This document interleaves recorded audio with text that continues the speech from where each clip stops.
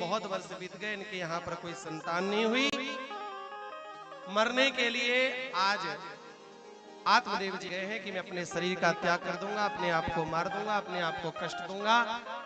रो रहे थे, चीख रहे थे, चिल्ला रहे थे कि संत का प्रादुर्भाव हुआ। संत ने आकर पूछा कि भैया जी क्यों रो रहे हो, क्या कारण है, क्या हो गया? आज वो रोते बिलखते चीखते कहने लगा, महाराज मैं क्या कहूं, अरे मेरे दुर्भाग्य तो देखो, कथम रोदसी विप्रत्वम क्वाते चिंता बली। अरे क्यों रो रहे हो भैया, क्या कारण है, किस कारण से रो रहे हो? उसने कहा, महाराज मैं क्या बताऊं, मेरे घर में भगवान ने बहुत संपत्ति दी, बहुत ऐश्वर्य दिया, बहुत धन दिया, लेकिन भगवान ने मुझे कोई संतान नहीं दी। संत को लगा कि ये ब्राह्मण तो शायद भगवान के लिए रो रहा हो, लेकिन संत ने जब सुना मुझे कोई संतान नहीं दी, कोई बेटा नहीं दिया, तो संत जी ने कहा, हे भगवान तो संसार के लिए रो रहा है। संत जी ने थोड़ा सा वैराग्य दिया। वैराग्य देकर क्या कहा, बेटा कभी बेटा और बेटी से किसी को सुख नहीं मिलता। अरे जिनके घर में बेटा बेटी है उनसे जाके पूछो कितने सुखी हैं। अरे सूकर के तो दर्जनों बच्चे होते हैं, वो सूकर कितना सुखी होता है। कुत्ते के भी दर्जनों बच्चे होते हैं, वो कुत्ता कितना सुखी। बेटा और बेटी से ही सुख मिलेगा ये कोई जरूरी नहीं है। आत्मदेव कहने लगा, महाराज ये उपदेश मैं भी बहुत देता हूं, बहुत जानता हूं, लेकिन मुझे बेटा चाहिए, बेटा। उपदेश देना अलग है, लेकिन उसे जीवन में उतारना कठिन है।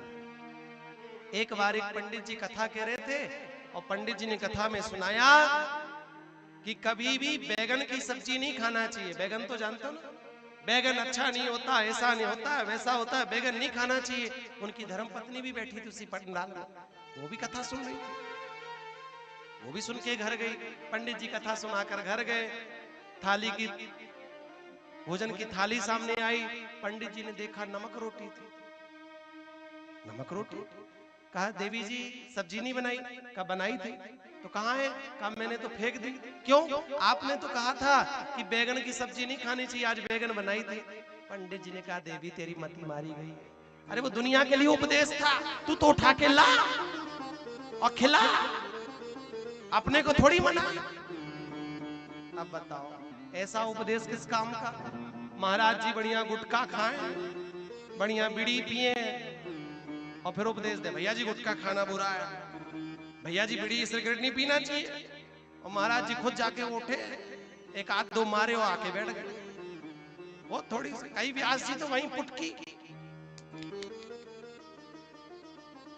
बोलो राधे राधे। भगवान ही मालिक है। अरे जो तमाकू ना छोड़ पाए, व्यसन ना छोड़ पाए, वो बताओ काम क्रोध लोभ मोह छोड़ सकता है? ये तो बहुत बड़ी चीजें हैं, दुर्लभ है, इनको छोड़ पाना असंभव है।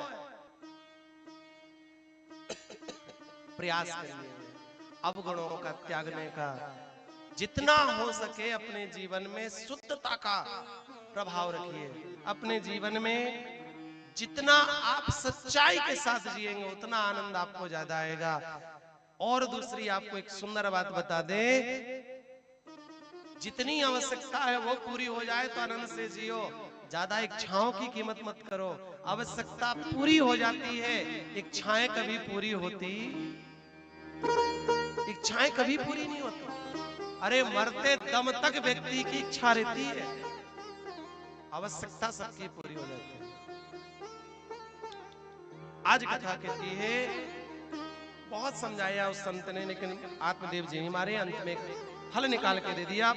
फल देकर विदा किया है। फल लेकर वो चले हैं, जाके धुंधली को बताया। धुंधली ने कहा अभी नहीं, पूजा करके खाऊंगी। चले गए पड़ोसी के घर। धुंधली ने फल से बात करी, खाओ नहीं खाओ, अंत में खाया नहीं। पड़ोसन आई समझाई, बहन ने माथा गर्म कर दिया। अंत में वो फल उठाया, ले जाकर गौ माता को खिला दिया। बहन ने कहा इस बार मैं गर्भवती हूँ, तुझ में और मुझ में कोई भेद नहीं है, इस बार जो बच्चा होगा वो तेरा, तू कुछ धन देना, पति का मुख बंद कर दूंगी। ऐसा सौदा पट गया। कुछ समय के बाद बहन के घर में बेटा हुआ, लाकर धुंधली को दे दिया। धुंधली ने घोषणा कर दी, मुझे बेटा हुआ, मुझे बेटा हुआ। 3 महीने के बाद जिस गौ माता को फल दिया था, उस गौ माता ने भी एक सुंदर पुत्र को जन्म दिया, जिसके कान तो गौ के तरह थे और पूरा शरीर मनुष्य के जैसा था। दोनों के नामकरण हुए और दोनों के नाम बड़े सुंदर रखे गए। एक का नाम रखा गया, गौ माता के बच्चे का नाम गोकर्ण। कान गौ माता जैसे थे, इसलिए नाम रखा गोकर्ण। अपने बेटे का नाम सोच रहे थे, मेरा नाम आत्मदेव, तो अपने बेटे का नाम रखूंगा ज्ञानदेव। धुंधली आके खड़ी हो गई, 9 महीने मैंने कष्ट सहे, तो फिर मेरा नाम धुंधली, तो मेरे बेटे का नाम धुंधुकारी। और यथा नाम तथा गुण, जैसा नाम होता है वैसे गुण होते। आज कहते हैं कि दोनों बड़े हुए, दोनों को ख्याति मिली। क्रियत कालेन ततौ जातो तरुणो तनिया विभो, गोकर्ण पंडितो ज्ञानी धुंधकारी महाखला। दोनों बेटे बड़े हुए और गोकर्ण जी तो बड़े ज्ञानी पंडित कहलाए, लेकिन धुंधकारी महाखला, धुंधकारी इतना बड़ा दुष्ट निकला, इतना बड़ा पापी निकला। जिस गली से जाता है, जिस मोहल्ले से जाता है, लोग दरवाजे बंद कर लेते हैं। बच्चों को खिलाने के बहाने ले जाता है और कुएं में फेंक किया जाता है। किसी को पेड़ से फांसी लगा के लटका देता है, किसी के घर में आग लगा देता है। इतना महाखल, इतना दुष्ट निकला। जिस गली से गोकर्ण जी निकल जाते हैं, लोग पैर पड़ने को दौड़ते हैं, स्वागत करते हैं, वंदन करते हैं, क्योंकि ये संत का दिया हुआ फल का प्रभाव। आज गोकर्ण जी तो यात्रा पे गए, चले गए। धुंधकारी शराब पीने लगा, मांस खाने लगा, वैश्यागामी हो गया। धीरे धीरे धीरे धीरे सारी संपत्ति जुए में हार गया, शराब पी गया, मांस में उड़ा दिया। ब्राह्मण होकर गलत काम किया। ब्राह्मण को भगवान ने उच्च पद पर बैठा लाया, लेकिन जिम्मेदारी भी बड़ी दी। अरे यदि जनता गलत कर ले तो माफी हो जाती है, लेकिन कोई नेता गलत कर दे तो फिर फांसी हो जाती है। भाई जनता का काम तो गलत है, वो तो करेगी, रोड पे पानी डालेगी, नाली गंदा करेगी, मकान गंदा करेगी। इसी प्रकार भगवान ने जिम्मेदारी ब्राह्मणों को दी कि भैया तुम बड़े पद में हो, गरिमा बनाकर पद की रखो, खुद तो भगवान की सेवा करो, खुद तो सत्संग करो, खुद तो भजन पूजन करो, लेकिन लोगों को भी भगवान से जोड़कर रखो। लेकिन ब्राह्मण होकर जो शराब पिए, ब्राह्मण होकर जो मांस खाए, वो ब्राह्मण नहीं हो सकता, वो चांडाल से भी गया बीता, उसको तो देखने में भी दोष लगता है। ऐसे ब्राह्मण, इसलिए ब्राह्मण को चाहिए, केवल एंजॉय के लिए जीवन नहीं मिला है। कई लोग मिले, कई लोग इतना उपदेश देते हैं, महाराज जी एक बात बोले आपको कड़वी लगेगी, हमने कहा बोल दो, हमको तो कड़वा सुनने की आदत है और मीठा मीठा सुनाने की आदत है, क्योंकि जो मिलता है वो कड़वा ही तो सुनाता है। कोई अपनी सास की सुनाता है, तो कोई बहू की सुनाता है, कोई भाई की सुनाता है, कोई पड़ोसी की सुनाता है, कोई बेटा की सुनाता है, तो कोई ननंद की सुनाता है। अपने काम जी को तो सुनने का नहीं ठेका, लेकिन हम सुनाते जब है तो हम तो मीठा मीठा सुनाते हैं, क्योंकि भगवान ने 2 कान इसलिए दिए, एक कान से सुनो, दूसरे कान से जल्दी निकालो। फालतू की बातें, अच्छी बातें नहीं। तो भैया जी ने यह निवेदन किया, महाराज जी जिस दिन से ब्राह्मणों ने शराब पीना और मांस खाना प्रारंभ कर दिया ना, उस दिन से शराब के रेट दुगने हो गए। हमने कहा सही कह रहे हो गए होंगे, अपने राम को क्या पता, अपने राम ना रेट जानते ना भाव जानते, हमको क्या पता कि पहले क्या थी अब क्या हो गई। कहने का तात्पर्य है, आज वह धुंधकारी बहुत बड़ा पापी निकला, पिता को मारने लगा, कष्ट देने लगा, माँ को मारने लगा। आज पिताजी मरने के लिए चले, पहले भी मरने गए थे क्योंकि बेटा नहीं था, आज पुनः मरने आत्मदेव जी जा रहे हैं। क्यों? इसलिए मरने जा रहे हैं कि भगवान ने ऐसा बेटा क्यों दिया। ये बड़ी विडंबना है जीवन में। जो चीज हमें जब तक नहीं मिलती वो करोड़ों की लगती है, और जो चीज हमें मिल जाए वो 2 कौड़ी की लगती है। नहीं समझ में आया? ध्यान से सुनो। एक बार एक मैया ने, एक संत जी जा रहे थे, गांव में आए हुए थे नगर में, तो संत जी से कहा मैया ने कि मैया बहुत दिन दूर से आया हूं, भूख लगी है, कुछ भोजन वोजन की व्यवस्था हो तो जिमा दो। मैया ने कहा महाराज मेरे बड़े सौभाग्य, वैसाख का महीना चल रहा है, बड़ा सौभाग्य कि मुझे संत को जिमाने को अवसर मिलेगा। ठीक है ठीक है, आप अपने कार से निमित्त हो जाइए और मेरे घर में शाम को आप भोजन करने आइएगा, बढ़िया आपके लिए पकवान बनाऊंगी। निमंत्रण कर दिया, 7 बजे आ जाइएगा महाराज जी।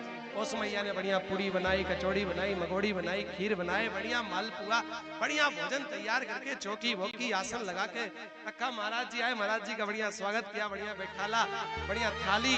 गर्मी का समय, वैसाख का महीना, तो मैया बढ़िया पंखा लेके बैठ गए, पंखा डुलाने लगी कि महाराज जी भोजन करेंगे, संत भगवान मुझे पुण्य मिलता रहेगा। अब वो महाराज जी भोजन करने लगे, वो संत भगवान अब भोजन करते जा रहे हैं। इतने में नजर संत जी की पड़ी दूर रखे पापड़ पर।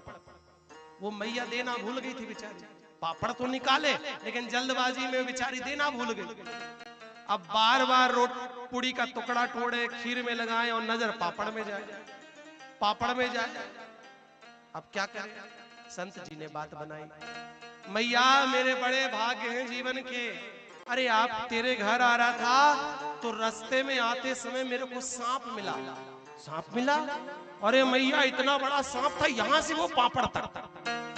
मैया ने कहा अरे महाराज जी मैं तो पापड़ देना भूल गई, लो पापड़ खाओ। महाराज जी अरे मैं पापड़ थोड़ी मांग रहा हूं, मैं तो सांप बता रहा हूं।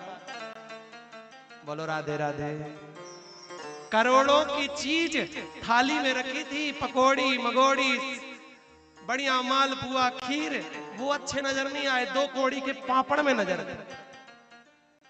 इसलिए कहा गया जो चीज हमें मिल जाती है वो 2 कौड़ी की नजर आती है, और जो चीज हमें नहीं मिलती वो करोड़ों की नजर आती है। जब तक घर में गाड़ी नहीं थी तो वो गाड़ी कैसी लगती थी? एक गाड़ी आ जाए, मैं बढ़िया 4 व्हीलर में घूमूंगा, करोड़पति लोग मुझे समझेंगे। गाड़ी आ गई तो देखो घर में पड़े पड़े कचरा लग रहा है, धूल जम रही है। जब तक लाड़ी नहीं आई थी तो लग रहा था ओहो लाड़ी मिल जाती, करोड़ों की लाड़ी है, अपने साथ ये लाएगी वो लाएगी, वो लाड़ी आ जाती, लाड़ी और लाड़ी आ गई तो वही लाड़ी 2 कौड़ी की लग रही है।